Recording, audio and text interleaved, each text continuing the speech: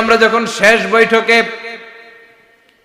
বৈঠকে নামাজের শেষ বৈঠকে যখন সালাম ফেরার জন্য প্রস্তুতি নেই, তার আগে বাপ বেটা দুইজনের উপরে সালাম আছে না নাই?